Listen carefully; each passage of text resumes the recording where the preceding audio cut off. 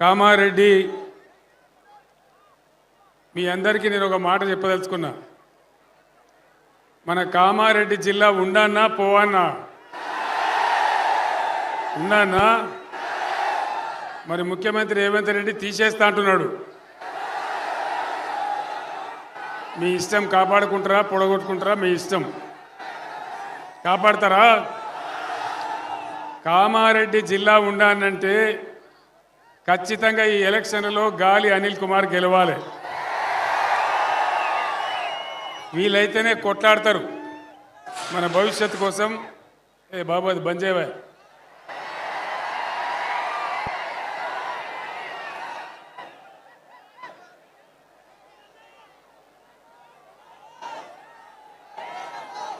నరేంద్ర మోడీ ఈ దేశ ప్రధానిగా 10 సంవత్సరాల నుంచి పనిచేస్తూ ఉన్నాడు. ఒక 150 హామీలు ఇచ్చినాడు ఆయన. ఒక్క హామీ అయినా నెరవేరిందా?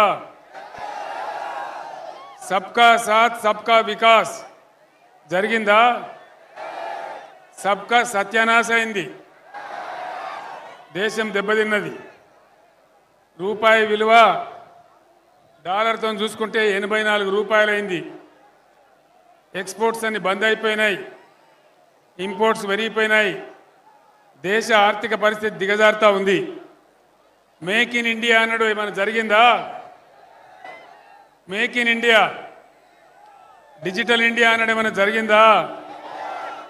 బేటీ పడావో బేటీ బచావో ఏమైనా జరిగిందా? అచ్చే దిన్ వచ్చిందా? అచ్చే దిన్ రాలేదు, కానీ సచ్చే దిన్ అయితే గ్యారెంటీ వచ్చింది. అదేవిధంగా జన్ ధన్ యోజన ఎవరికన్నా ప్రయోజనం జరిగిందా? మీ దగ్గర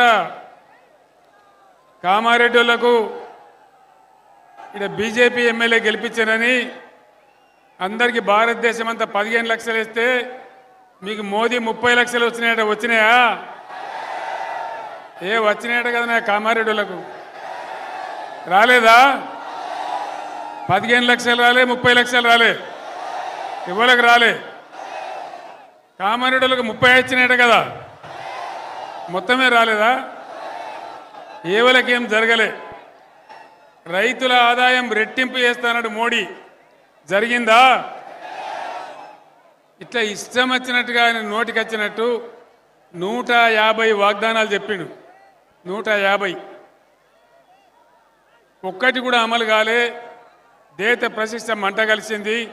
రూపాయి విలువ పడిపోయింది. అంతర్జాతీయంగా మన దేశ ప్రతిష్ట దెబ్బతిన్నది. ఇది వాస్తవం. మనకు రావాల్సిన నవోదయ కాలేజీలు రాలే. మనకు రావాల్సినటువంటి ఒక మెడికల్ కాలేజీ రాలే. మన 7 మండలాలు గుంజుకపోయి ఆంధ్రాకి అప్పచెప్పినాడు. మన సీలీరు విద్యుత్ ప్రాజెక్టు కూడా ఆంధ్రాకి అప్పచెప్పినాడు. తెలంగాణకు ఏనాడు కూడా ఒక మంచి పని నరేంద్ర మోడీ చేయలే. పైగా ఆయన ఒక మాట చెప్పిండు, తల్లిని చంపి బిడ్డని బతికించిండ్రు అంటాడు. తెలంగాణ ముచ్చట ఎప్పుడు వచ్చినా తల్లిని చంపి బిడ్డని బతికించిండ్రు అని దిక్కుమాలిన మాట మాట్లాడతాడు, పనికి మాలిన మాట మాట్లాడతాడు. మొన్నెక్కను అక్కడ కూడా ఉత్తర భారతదేశంలో కూడా అదే మాట మాట్లాడిండు. అది కూడా పూర జూట. ఈ రకంగా బీజేపీ పరిపాలన మనకు ఏ రకమైన మంచి చేయలేదు. పైగా మనకున్న 2 నదులను, కృష్ణా గోదావరి నదిని తీసుకుపోయి వేరే వాళ్ళకి ఇస్తా అని చెప్తాడు. బీజేపీ ఎప్పుడైనా దోపిడీదారుల పార్టీ, పెట్టుబడిదారుల పార్టీ తప్ప అది పేద ప్రజల పార్టీ కాదు.